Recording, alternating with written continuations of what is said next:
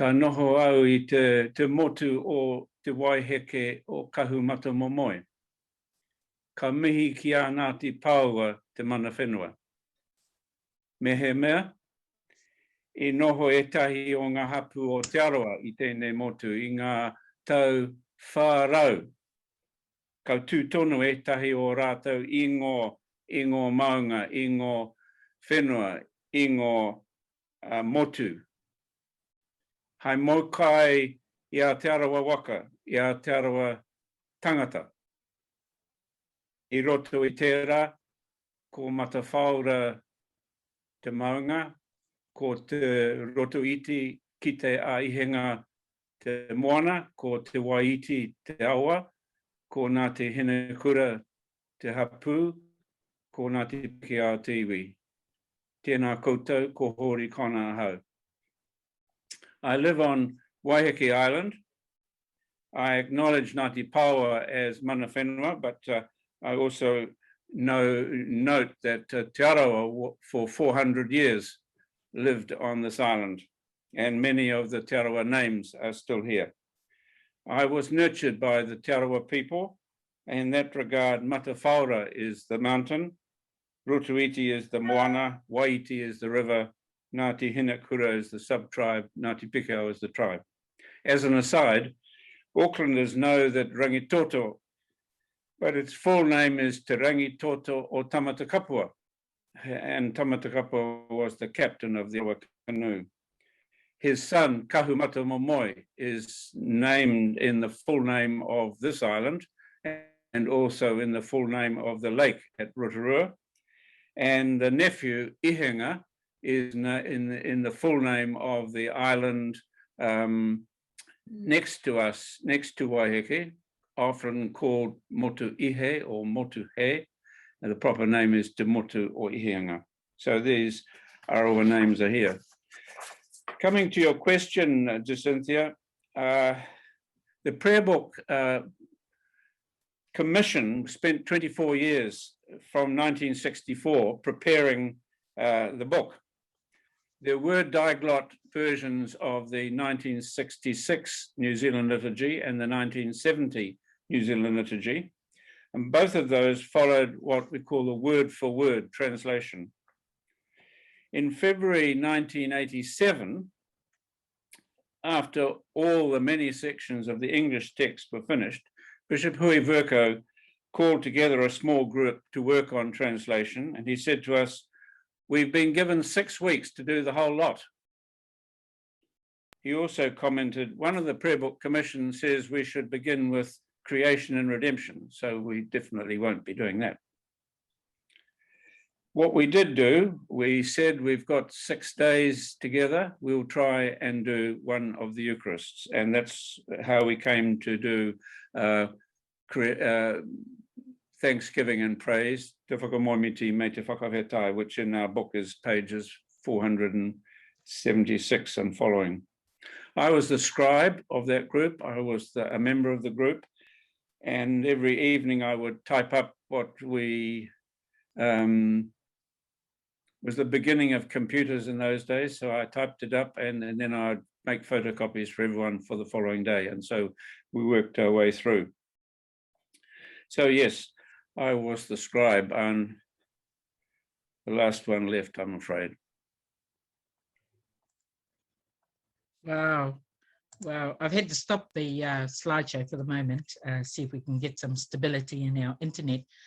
Thank you for that, PIhopa. That must have been such an insight for you. I know I definitely would have loved to have been there, and I've been there in some of the latter parts of it. And thank you for your mihi aroha mai for not allowing you to do that in the first instance. Guilty. He pātai tuaru, second pātai to you is, what did Māori Marsden say about making ritual water gospel wine, for instance, in the translations, which is on page,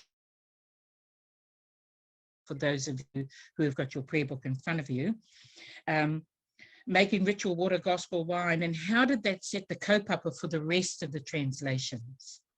Well, we'd begun meeting, and obviously that's the third paragraph of that Eucharist, and we just got to that. And my memory is, and I mean, I didn't have a tape recorder, but my memory is that Māori said, I'm not even sure what this means in English, let alone how I'm going to say it in Māori. And it began a big debate, a wide-ranging debate. We really felt imprisoned by this rule word for word, and we said we need to let the flow of Māori oratory, the flow of Māori poetry, we need to let that be in our translation. So we actually broke out at that point and decided that we would translate the meaning rather than word for word. And so if you notice in your book on the top of page 476, it says the English and Māori are parallels. That is to warn you that it's not necessarily a direct translation. Yeah, and I imagine that there would have been many times where there were similar, you know, sentences and things, as you said, you know, it did set sort of the precedence as to how do we view this, how are we going to say this, and I think we've already discussed in past sessions that we might say it in an entirely different way, but it means actually the same thing. So that must have been an interesting journey for you. I'm going to try sharing the screen again. Let's see how we go on it. So that we can bring the script up for you.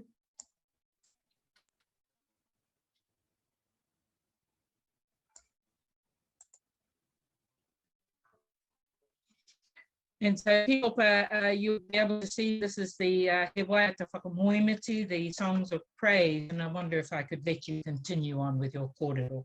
Yes, I want to look at some of these translations using the technique which the Bible Society calls back translation. In other words, you translate something from one language to another, and then you get someone else to translate it back so that you can find out whether you translated it well. And I'm just using that technique, and the writing on the English on these next slides, most of the next slides, this back translation. So as Jacynthia has pointed out, it's not liturgical, it's not authorized, it's not for public reading aloud, but I'm suggesting you have your book open and compare the back translation with the English in your book, and we'll just go through a bit of it. Christ is the living water, washing, making all things new. He's the bread of life, food for the hungry, strength for the stranger, and for the workers. Now, you look at the English in the book, it's not terribly different, is it? It's just slightly different, but not terribly different. So go on to the next slide. Jacynthia, can we have the next one? Yep. Hasn't come. You can't see it? Oh, yes, no. Nōreira. Now, this one is quite a lot different from the, no, we want nōreira, yes.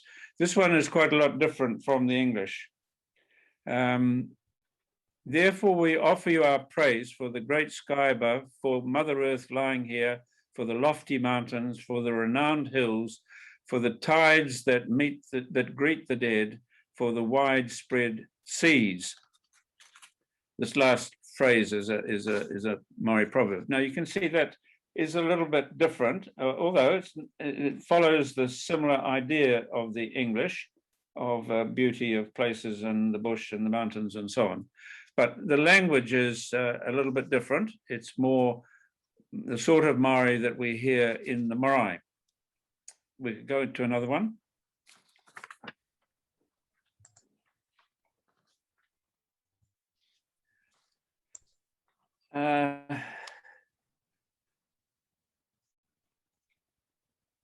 Nōrunga. You see it? Yes, yeah. Nōrunga.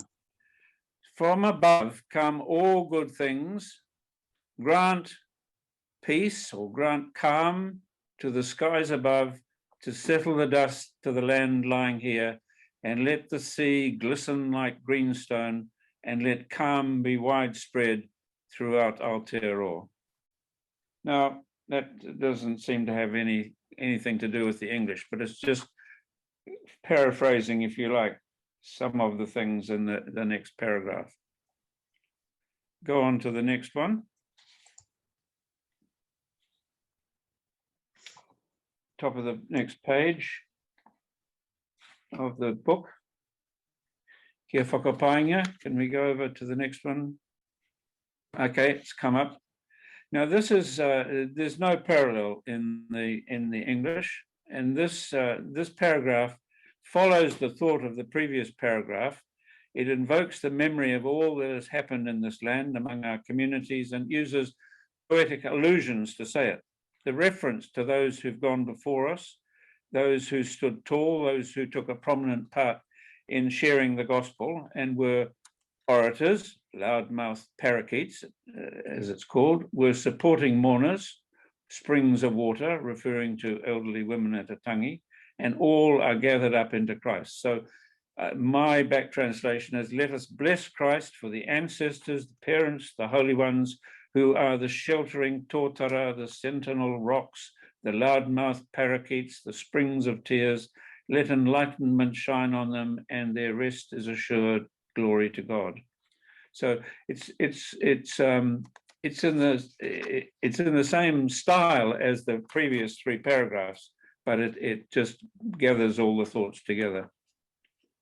And it's obviously quite different. There's no English text beside it. Thank you, PIhopa. Leads me to my next question, which is who were the translators, and did they often agree or disagree, or is there anything you can enlighten us in terms of the translators?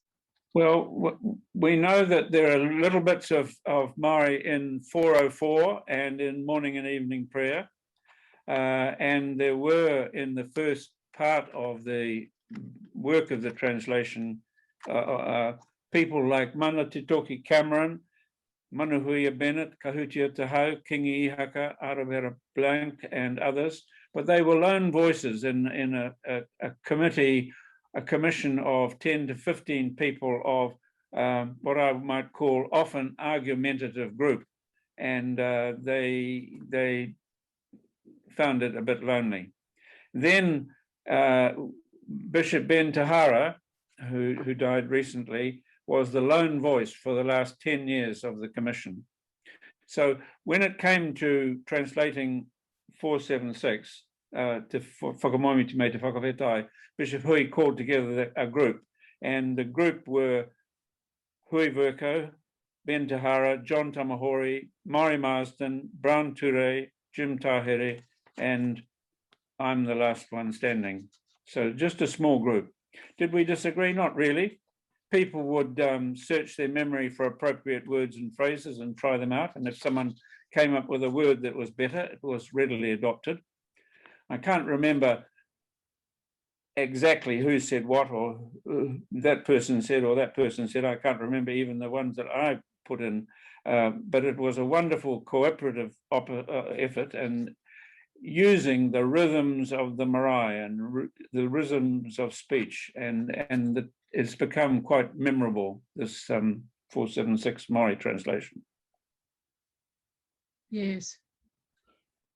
Wow, that's some big guns there. I'll just quickly share, just to share my own experience in terms of translations, and you were there, PIhopa Hori, when we were doing the collects and sentences that are currently in the new revised version of the book. And we were sitting around the table and we were having this discussion that kind of went round and round and round about this. I was racked with guilt. I think you might remember that day. I was racked with guilt, what's a sentence in English. And it went around the table a few times, and there was kind of lots of discussions about what we could say about it and what we ought to say about it, but doesn't really capture what it's trying to say. I was racked with guilt. And Āti PIhopa, Archbishop Brown, was sitting there very quietly, and we invited him to, you know, have you got anything to add to this? And he came back and he spoke about when he was a child, and when he did something a little naughty, dare I say this publicly, that I found something naughty when he was a child. But when he did something naughty when he was a child, he always felt this really biting in his stomach, something in his stomach bit at him, you know, like we have butterflies and things like that. And the word he ended up offering us was the word no. Aye. N-G-A-U. Aye. No. To bite. And there's an example of one word, no, N-G-A-U, that spoke into this being wrapped with feeling rather than saying it in a whole series of words. He said it simply in a feeling. Yes, I think just to add to that, a lot of the words, of course, were in the minds of the translators because they knew their paipara Tapu well, they knew their rauwiri well. A lot of the words come from that world, the spiritual world of kōrero and prayer and so on. But of course, yes, there are sometimes you struggle to translate a concept, and you look for a word in very human situations. Yes, there are many examples like that. I'm sorry, I haven't written them down, but no, yes, you're right. It's just something that I experienced. Yeah. Yes, I can remember Peter Winsor at one meeting saying, "Oh, my grandfather used to use this word," and none of the rest of us knew it. But when we heard it, we thought, "Oh, that's a great word to use." Yes. So, yes. Yes, and just so that everybody knows, I was described towards the end of the sentences and collects that are currently in the revised prayer book at the moment, and I found it was an honour and a blessing to be that scribe for them and actually listen to the kōrero, to the discussions, to the thinking, to the debates even, you know, no, that doesn't say that, no, that doesn't mean this, just delightful. So to sit with all those great PIhopa Hori that you sat with, wow, that's a real wow. Well, just to make a quick comment on that, when we were doing the 1971 diglot, way back in the day, the really sad thing was that the real guns were still alive. The real scholars, the real orators, and they couldn't do it. They had to be bound by this word for word business. And looking back, I feel it was such a waste that the real scholars didn't ever get the chance to do the more of the translation. Yes. Yes, there's been a question come through PIhopa about, they're asking why isn't this translation available for in the prayer book now, particularly for Pākehā, of course. Do you want to answer that? Sorry, say it again. The question was, why isn't this translation available already in the prayer book, or particularly, available for Pākehā? Well, because the prayer book carries the theology and the doctrine of the church, and that's why it's an authorized book. So the English text they spent 24 years creating the English text. A back translation is just a way of checking or giving an insight into the meaning of the Māori. But it's not written to be a liturgical text. I was going to tell you the story later, but I'll tell you now. I did this back translation. Bishop Muru did one for John Bluck when he was Dean of Christchurch. And when I went to Dunedin, I found it was a bit too close to the English, so I did another one for the group in Dunedin, which has a weekly Eucharist at the cathedral. And I tried to get the flavour of the Māori. So, and my version, which these texts are from, is actually edition 12, because I keep retranslating. But not everyone understands or respects. And I had the embarrassing situation that I went to the inauguration of the cathedral in Taranaki, and the back translation, which was unauthorized and unliturgical and everything else, was in the printed form and there was the Archbishop of York and everyone, the whole country was there. And it just was embarrassing for the translator, but embarrassing because the text wasn't written to be read. The text was just to give an insight into the Māori. So that's why I keep stressing, and Jacynthia has made the point that this is an unauthorized. Now, all I can say is the authorized text is fine. It's written to be read. But the back translation is not written to be read. It's written to give an insight into the words. That's all I can say, really. Yeah, thank you, PIhopa. Yeah, thank you. And I think often, you know, part of our theological journey into the kupu, or the words from a Māori, using a Māori lens, is beautiful. The story itself, the journey itself on how the poetry that Māori have used to say the same thing, but it's not said word for word, it's said in a story. And certainly I, for one, enjoy learning about that story, which you're here to help us do that. PIhopa, thank you. I'm going to move us on to He Tikanga Whakapono, which again is sung today by the Kailo whānau. So this is also part of, you know, the liturgy in our book. Page 481. So I've just got to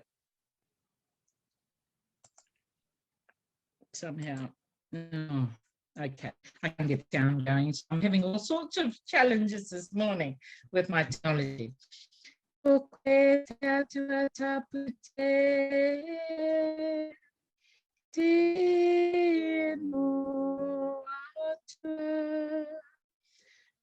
te mana te ihi, te wehi, no te ao te mauri, te ora, no te kato I te rangi te whenua ko koe tonu, te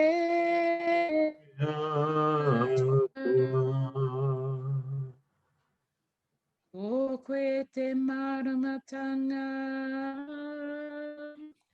o te I te ahora koe I roto I te pori. Ka puta ke tau tamako ihu, karai.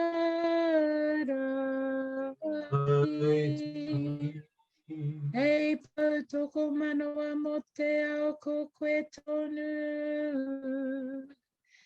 te atua. O koe te wairua, tau. O koe takuraka,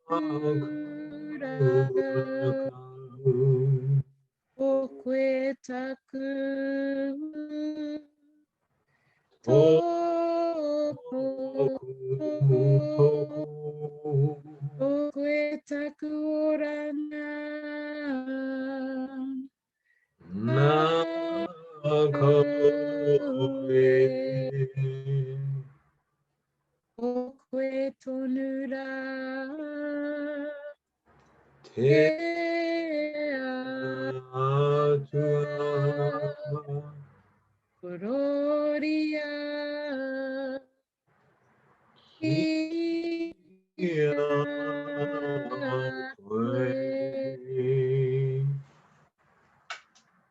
Well, I'm not as flash as the Shiloh Whānau, but there you go. That's the chant that Māori currently use in most services on Sundays. Kia ora. So we're moving on now Can we to... just can we have a look at that for a moment? And just... Yep.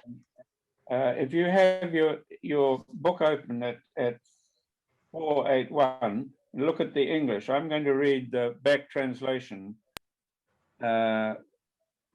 And I want you just to hear it. And you, the holy God, the absolute God, yours are authority, dignity, awe. Yours is the world, its life principle, its wholeness.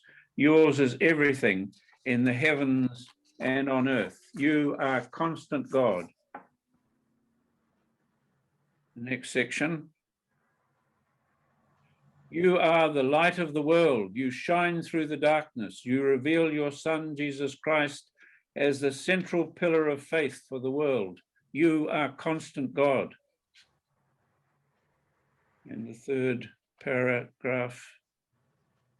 You are the Holy Spirit. You are my staff. You are my walking stick. You are my heart's desire. You are constant God. Glory to you. Now, you compare that with the English. It's a bit different, and you can pick up some of the things. Obviously, a walking staff is a reference to Psalm 23, but some of it is the language. It's just more poetic, and as you heard, you hear people singing it, Māori worshipping, chanted, and it's a sort of rhythmic thing, and everyone joins in, and it's become, in the last 30 years, it's become known and loved. So, but the meaning is just slightly different from the English. That's the point I'm making. Yes, beautiful. And that word toko toko, you know, I imagine, you know, many speakers on marae, and even a woman like Infinite Cooper. You know, she always waved her toko toko when she was trying to make a point. And so, you know, using a Māori lens. I hope she didn't whack anyone. I got a couple of little swats around the leg. When I was young. Okay, so tell us a little bit about, oh, hang on, we've got, yeah, page 481, isn't it?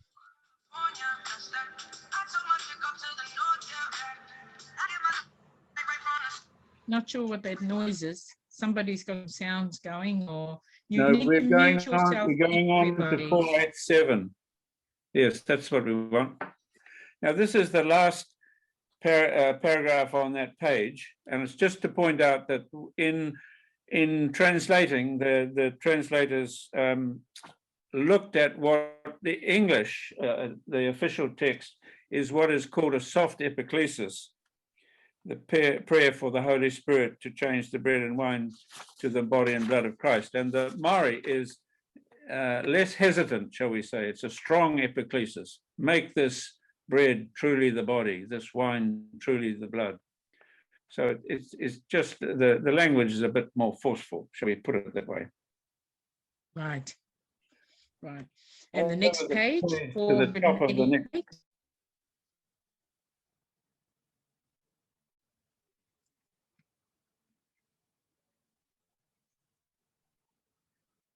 Oh dear. Oh, what happened? Everything's thrown up. I can hear you, Julian.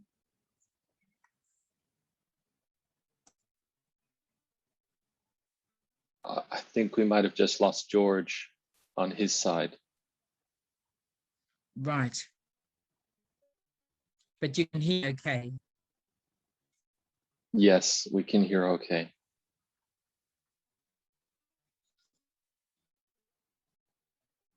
Okay. He was going on to page 488. If you can see that on the screen, he'll come back shortly, I'm sure. Karu mātou ia te karaiti. Now we follow Christ. So he's used bind as that tuia, which is quite indicative really of our three-threaded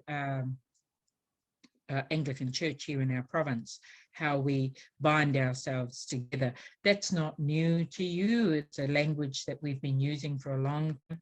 It's indicative in our cross, our branding, as it were, for Aotearoa, for this province, the cross that's on the inner pages of the cover on our prayer book.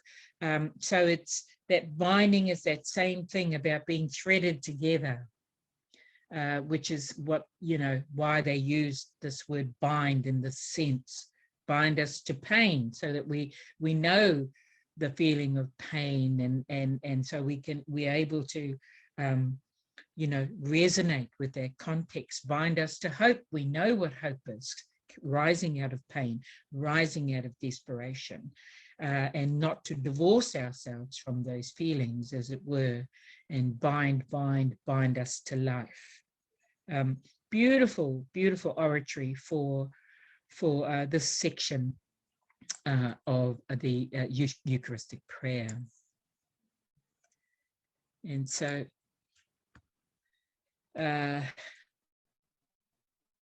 Kea koe tapu o te rangi. You are the holy of the sky. So if you're looking at your book, you'll see that there is a difference. This is the story.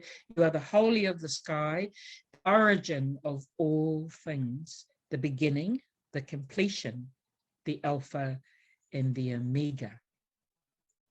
Kia koe te whakapai. You have praise, glory, compassion, this day, that day, from us, from all, here and in all places. So similar, yes, but also slightly different. This is the concluding prayers after Hākari Tapu. And this is the translate, bless God who gathers us together, praise, and the response, what we're saying, praise God who makes us one. And in English, in your books, it says, praise God who makes us one people. So very similar again. So I'll just skip through that slide. There's not a lot of difference between that and what's in the book. But the one we want to point you to really is this last line. This last line of the prayers after communion. Ko taurau, ko takurau, ka mākona mātou. So your food basket, my food basket, will sustain us. It's a beautiful translation, and one that is used actually with orators. They talk about, we come together for this particular discussion. We're going to talk about whatever's going to happen in our hapu, in our iwi.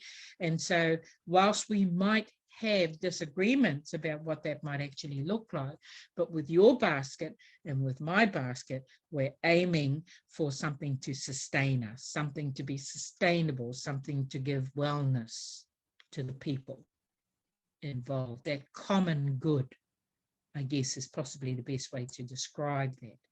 So that's a lovely way of ending a mihi. We've had the mihi at the beginning, and if you will learn later how to do the mihi at the end, how to conclude at the end. And this is a sentence you can include in your mihi. Ko taurau, ko takurau, ka mākona mātou. Beautiful way to end on. PIhopa Hori, have you rejoined us? Nope. Okay. We'll keep going.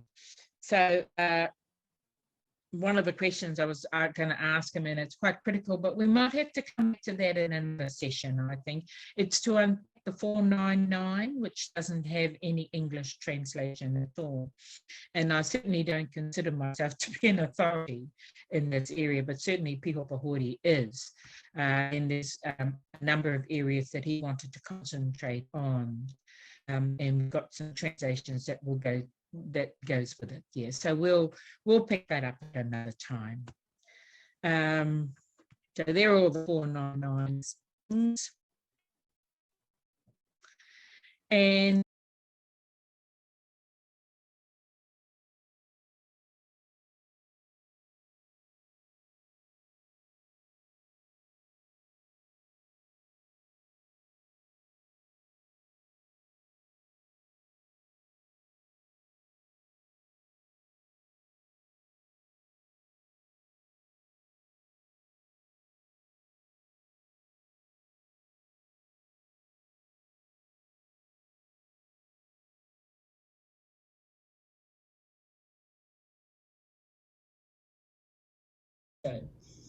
so the Eucharistic Liturgies, of course, we've covered some of the 476, some of it in detail, and then we'll move on to the 499 translations and the thinking, the Māori thinking around those translations.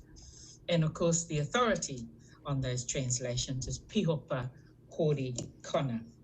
Tēnā koe PIhopa Hori, kei a koe te papa. Tēnā koe, tēnā koutou katoa. Just to go back to the end of the Thanksgiving and Praise Eucharist, before going on to the Ngā Te Whānau Hākari Eucharist, just at the top of page 488, we have this phrase which the congregation joins in, ka aru mātou I Hākari, tui, tui, tui, tui o mātou, tui a ki te mamai, tui a ki te tūmanako, tui, tui, tui a ki te ora. And in the translation, I have used the word bind, bind, bind, bind us together, bind us in pain, bind us to hope, bind, bind us to life. But tui is a word that has all sorts of meanings.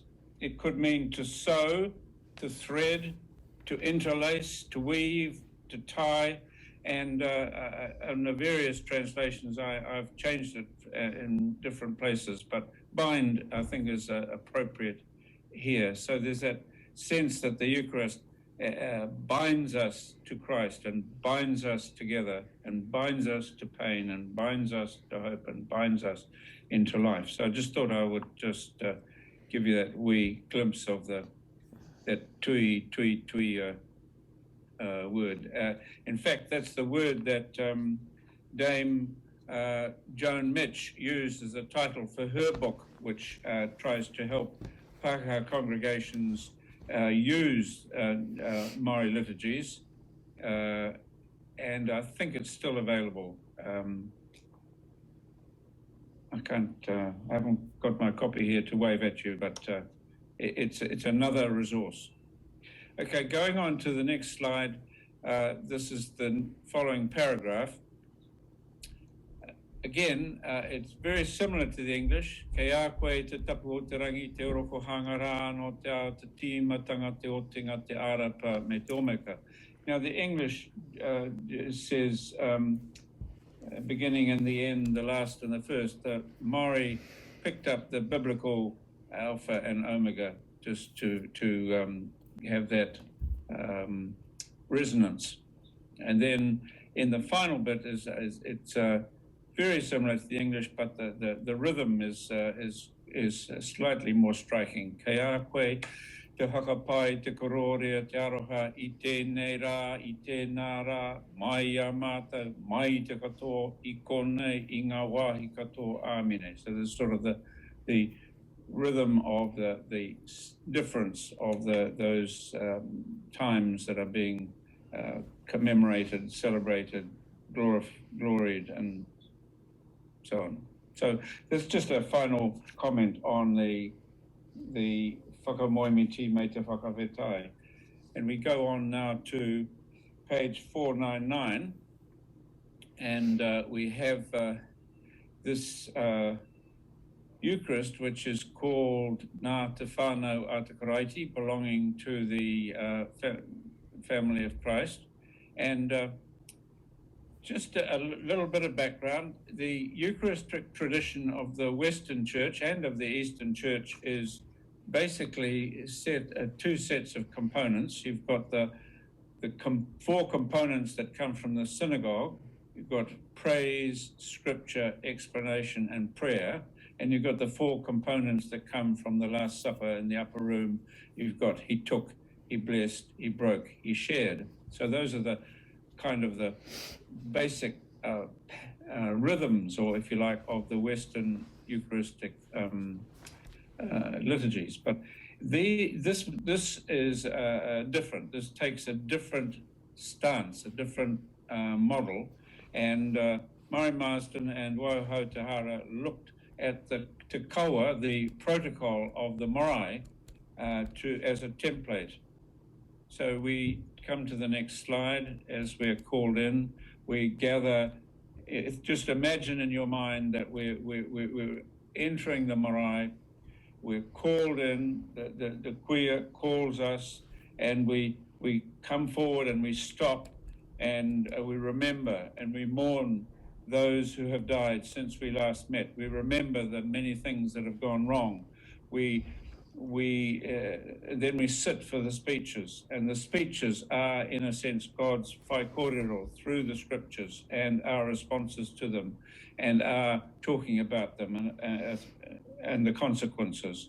And this leads, this is an overview, this leads to the whakarata, the hongi and shaking hands, which then makes it possible for us to share food together. So let's look at a few of these paragraphs. Tihe Māori ora.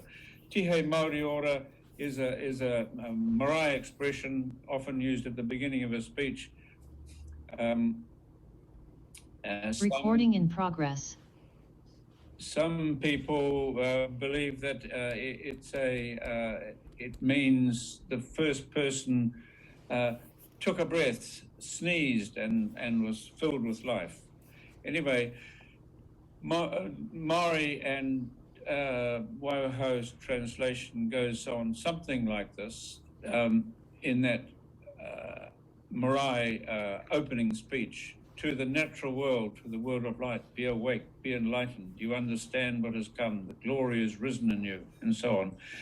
You can see there.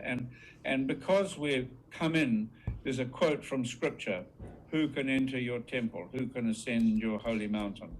So the rhythm that is captured is the rhythm of coming into the marae and giving praise to God, and then all the things that we normally do in a marae.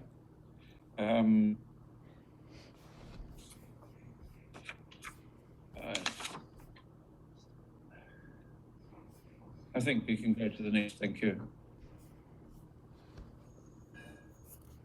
This is on page 499. This is the congregational response to the opening speech from the leader.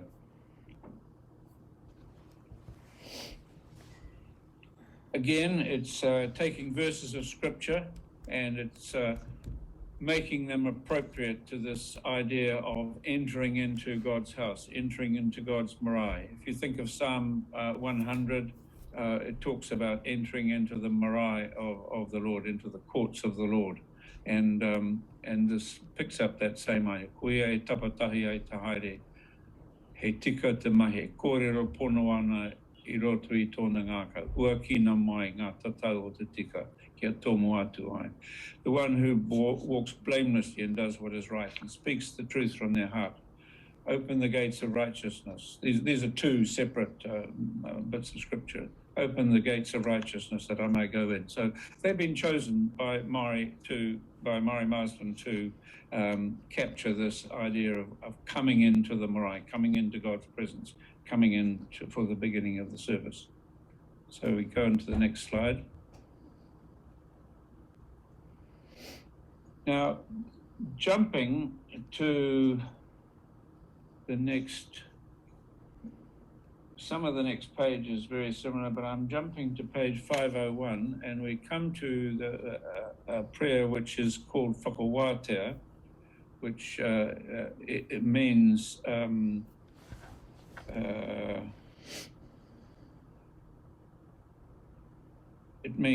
freeing. It's a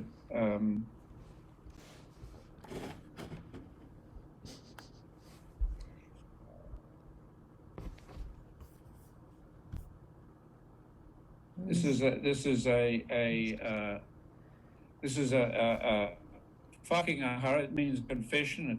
It's in powerful language. I've just put it here because it's quite dramatic. I won't read the Māori, I'll just read the English. Almighty God, your generosity is greater than your anger.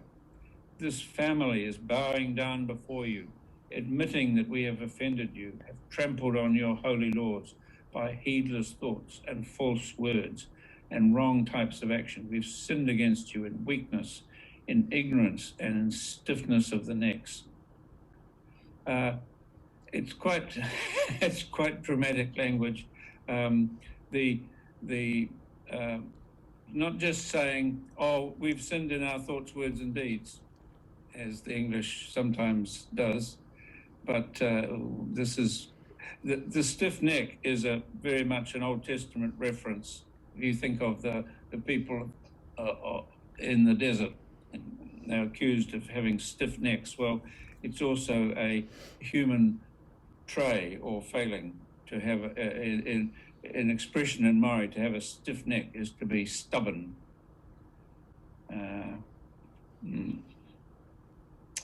I think we could go to the next one. Jumping a page, we've been forgiven and we've had mihi has started, and it goes on a bit, and this is just at the end of that. It just says, we have acknowledged the departed, we have been acknowledged, and the way has been cleared. So this is, again, thinking of, in the protocol of the marae, we've come on, we've stood in silence, we've shed our tears, and then we've sat and we've begun this process of listening to God's word and hearing God's word to us, and we've begun that. And because the departed are remembered at the beginning, they don't appear in the intercession in this Eucharist. They are already been acknowledged in the opening. So this is just a summary, if you like. We have acknowledged the departed. We have been acknowledged, and the way has been cleared.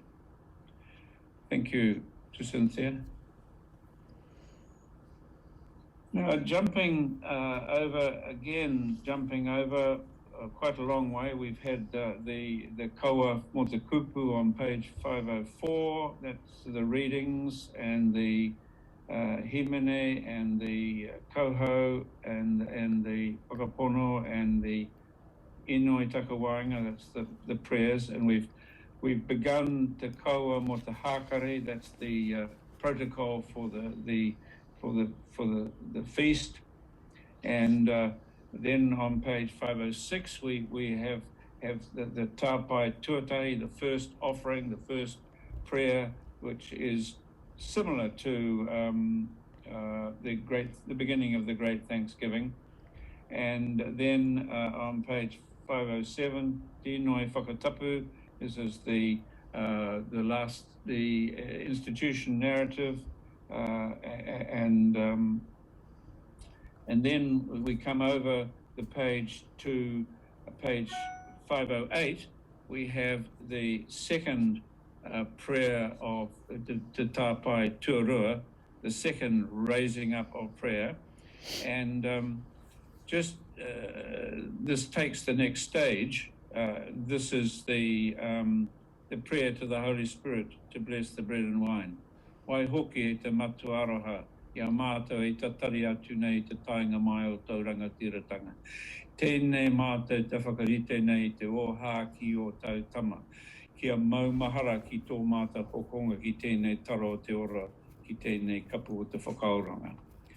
Therefore, loving God, we are waiting for the arrival of your chiefly rule. We are preparing the promises of your Son. We're remembering our redemption in this taro of life, this cup of salvation. Just stop for a moment on the word taro. In the when the missionaries arrived, there wasn't any sliced bread, and taro was the word used in the Lord's Prayer. Give us today our daily taro. In the 1960s, the first diglot liturgy, the people put in parawa which is a word for bread. And the old people said, no, we don't want parawa. That's what you get in the supermarket. We want the taro or te ora. Taro is a food which is, you can have it hot or cold, you can keep it. It's much more useful than supermarket bread, which goes stale and hard and moldy. So in the Lord's Prayer in Māori, taro is still kept. And the expression, te taro or te ora, the bread of life, is strong here in this these words leading to the epiclesis. So go on to the next one, please, Jacynthia.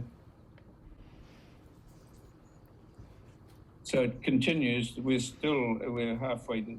We're in the bottom half of page 508.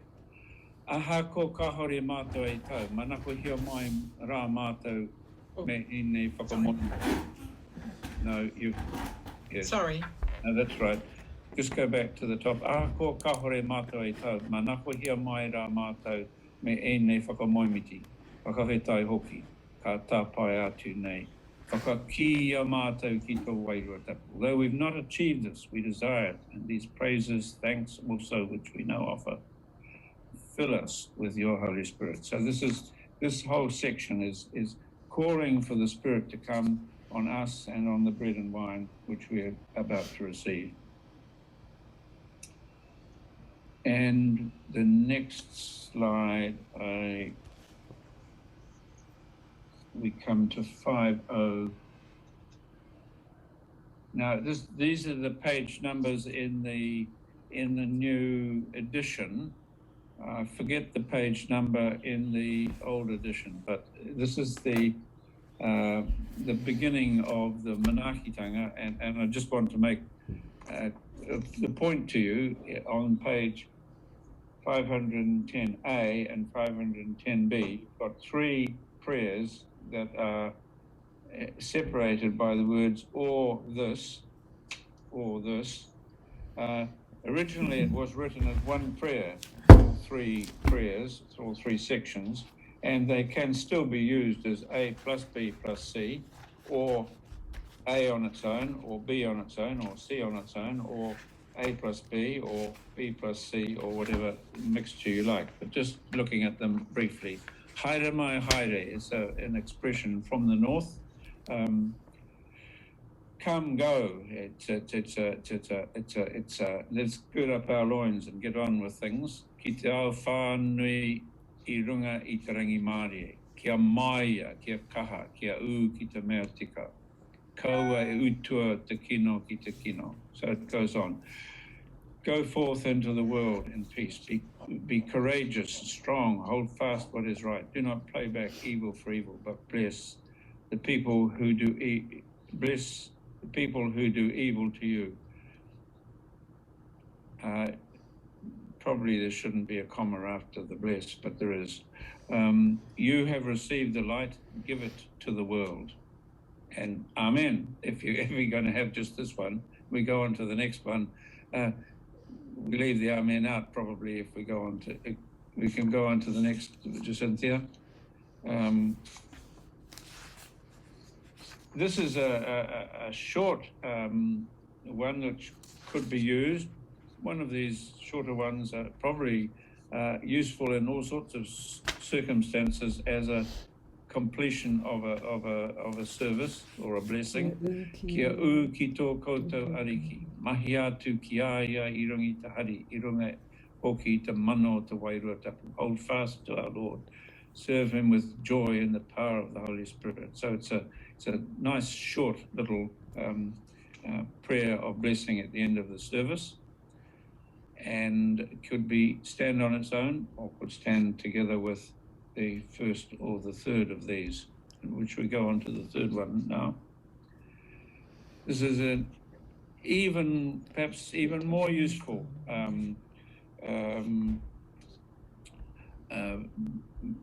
short prayer that you could learn off by heart as a blessing. Kia tau mai anō ki a koutou, ngā manaakitanga o te atua kaharawa, a te matua, a te tama, a te wairua tapu. May it come to you again, the blessings of God Almighty, the Father, the Son, and the Holy Spirit. Now, if you in some circumstances, we would not be it would not be a priest saying it, so you just alter the last word of the first line. Kia tau mai anō kia tātou. That means to all of us. Kia tau mai anō kia tātou. Ngā manaakitanga a te atua kaharawa a te matua te tamata wairua tapu. So it's a very useful short blessing.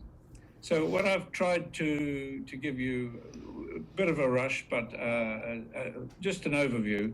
The Māori Marsden and Waiho designed a Eucharist which is not based on the Western tradition. It's based on the pattern of the behaviour in the marae, which allows you to come in and cry and think and listen and then eventually to shake hands, and once you've shaken hands you can then share food together, and in our case of course to share the Eucharist together. So that was the basis of it. And that why is it only in Māori? Can't answer that question. Why is 456 creation and redemption only in English? The answer is probably because no one has done it yet, or not an authorized one. I'm in the middle of I've just translated creation and redemption, and another kaumātua and I are going through and correcting that, and maybe it will be used in public at some point, but it's only 30 years since these things were authorized. Anyway, Jacynthia, all of you, just to try and get, I've been trying to give you a glimpse, if you like, of the flavor of the language and the style that are used in the Māori translations and in this Māori Eucharist. Tēnā koutou. Kia ora, Pipa. Kia ora.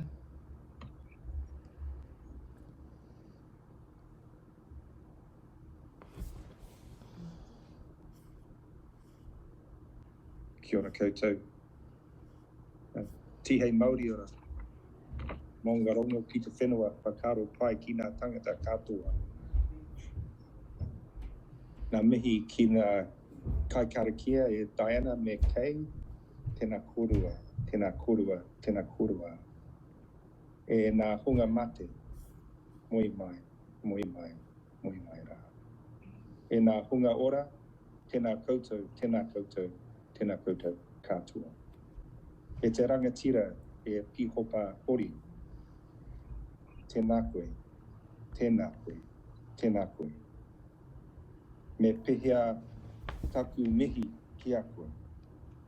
Tuia te moka o te tangata. Tēnei anō koe ki wau matauranga tō mōhio I whangai mai ki a mātou. I whangai mai koe ki a mātou. Nā mihi mahana ki a koe. Nō reira, e te whānau atu karaiti, tēnā koutou, tēnā koutou, tēnā tātou katoa. Kia ora. Kia ora. Te aroha, te whakapono, me te rangi mai e tātou e. Kia ora, Paul. Kia ora.